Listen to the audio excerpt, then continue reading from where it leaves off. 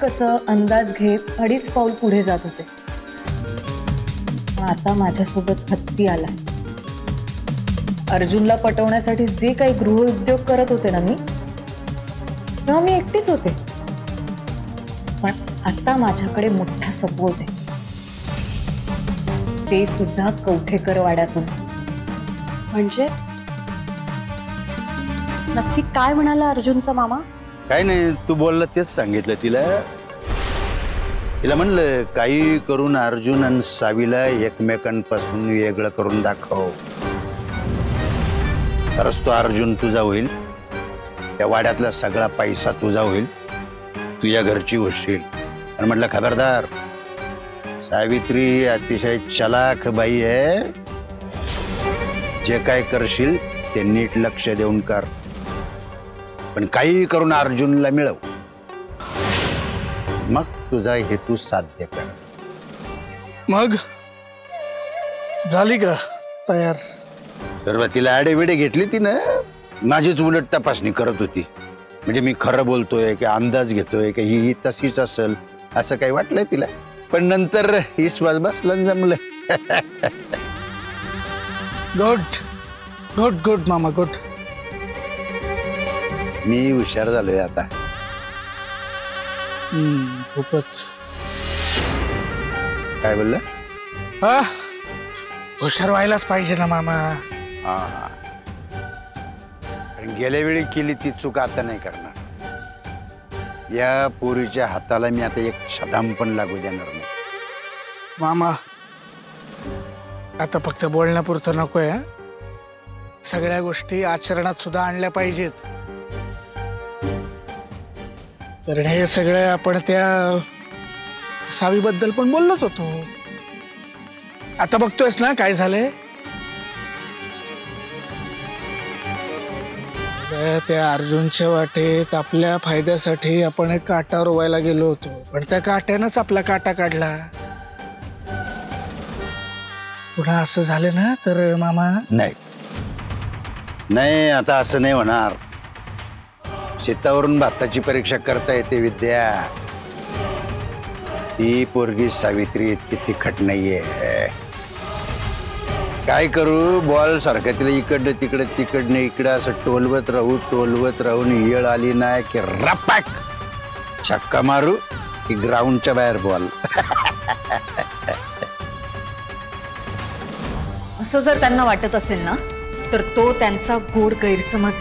अगं पण म्हणून काय मनातलं बोलून दाखवणार आहेत का ती लोक म्हणे? हे बघ, हाल खेळायला सुरुवात तू केलीयस, पण तुझं प्यादं बनवून ते कधी खेळ संपवतील ना मला कळणार पण नाही ग. हे बघ, एक वेळ ना त्या सावीसारखी उघड शत्रू परवडली, पण गोड बोलून गळा भेट घेऊन पाठीत खंजीर खुपसणारी लोक नको. खूप जड जाईल ग मनू हे. का नको काळजी करूस, हा खेळच असा आहे, त्यात आपलाच माणूस आपला घात नाही करू शकत. आणि आमच्या दोघांचे शत्रू एकच आहे, ती सावी.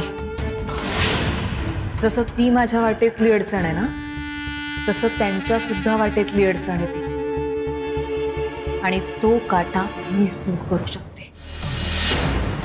यात मला तर फायदा होईलच, शिवाय कवठेकरांच्या घरात राज्य करीन मी, राज्य. तिथल्या गाड्या, संपत्ती सगळं माझं असेल. तिथली मालकीण होईन मी, मालकीण. असं जर झालं नाही तर? का आत्ता कुठे छान स्वप्न बघत होते ना मी, कुठे लगेच नचा पाडा लावलास तू? हे बघ मनू, तुझ्या एवढ्याशा कामाचा एवढा मोठा मोबदला द्यायला तयार झाली आहेत ती लोक. तुला वाटतं इतका सहजासहजी देतील ते? मला दिलेला शब्द पाळावाच लागणार आहे त्यांना. आणि तू म्हणते तसं जर असेल ना, तर माझा शब्द पुरा करून घेण्यासाठी मी काहीही करू शकते, कुठल्याही थराला जाऊ शकते. तसं त्यांनी त्यांचा खेळ सुरू केलाय ना, तसं मीही माझा खेळ कधीच सुरू केलाय ना. माहित नाही अजून की मनाली काय चीज येते.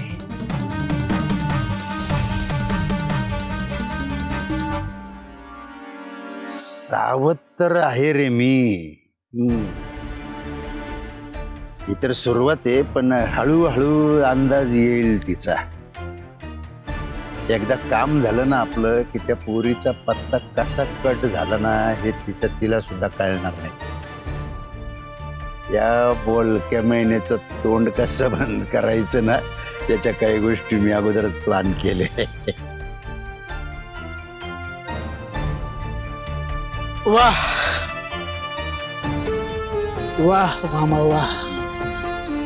मला एवढं तर कळलंय की तुझ्या हातात शस्त्र दिलं ना की आपली मोहीम फत्ते होतेच. योग्य माणसाच्या हातात शस्त्र दिले मी. वा मामा, आणि त्या शस्त्राचा तू चोख वापर केलास बरं. पण खरं सांगू का, तुला जरा राग येईल, पण ना तू उगाच त्या बालारामच्या नादाला लागून तुझीच शक्ती वाया घालवत होतास. म्हणजे वाया घालवतोयस. धावपळ होती रे या वयात, फक्त साध्य काहीच होत नाही. आता एकदा तो कमळ्या बैलाट नावाचा आकडा लागला तुम्हाला, पण प्रत्येक वेळी तो लागेल तसं नाही ना. मला तरी वाटतं ना आपली जोडीच बरोबर होती मामा. काय बोलतो? मला सांग, मानेवर सुरुई ठेवलेली असल्यावर कोणाची मदत घेणार ना. म्हणून तर बलरामची मदत घ्यावी लागली मला. आणि हेही मान्य कर का आतापर्यंत तू जेवढे डाव खेळलास ते सगळे तोट्यात गेले. बलरामच्या आणि माझ्या एका डावामुळेच आपण फायद्यात आलोय. पूर्वी आपलं काय ठरलं होतं? अर्जुनचा काटा काढायचा. पण आता अर्जुन बरोबर ती सवी पण बोकंडी येऊन बसतीये, आणि ते फक्त तुझ्या डावामुळे. कळतंय?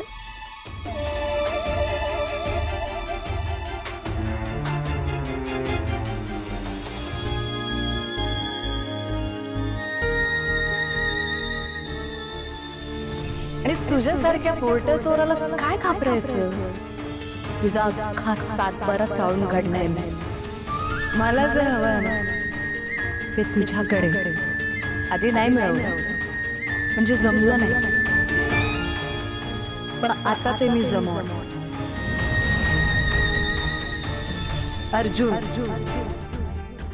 अर्जुन हवाय मला. तो फक्त माझा, ते फक्त माझा आहे आणि त्याला मी मिळवणार. एक खोटं जे मी तुझ्याशी बोलले आणि नंतर प्रामाणिकपणे सगळं खरं सांगितलं, तरी आजही त्याची शिक्षा भोगती. पण त्यानंतर आयुष्यात कधी तुझ्याशी खोटं नाही बोलले अर्जुन. तेव्हा माझी मजबुरी होती. मलाच कळत नव्हतं, भीती वाटत होती.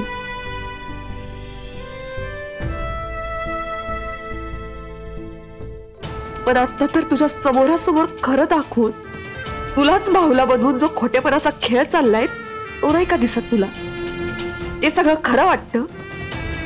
बोलतोस ना खूप लोक बघितले, माणसांची पारख चांगली आहे मला. कुठे गेली ती पारख?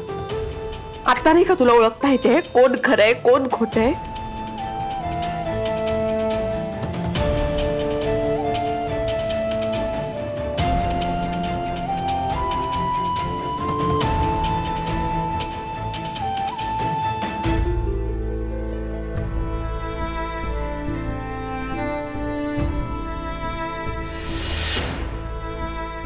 तेव्हा डोळे उघडले होते, पण आता डोळ्यावर पट्टी बांधून चालतोयस. तुला नाही कळत आहे, आणि मी सांगायला जावं ना तर तू खऱ्यालाच खोटं ठरवणार, त्यांच्यावरच विश्वास ठेवणार, कारण तुला माझंच खोटं दिसतंय ना. अरे लोक तुझ्या भोळेपणाचा फायदा घेत आहेत. तुला मला ते सांगताही येत नाहीये ना तुला ओळखता येत आहे. इतका भोळा आहेस तू. तुझा फायदा घेणाऱ्या लोकांसोबत राहून तू माझ्याशी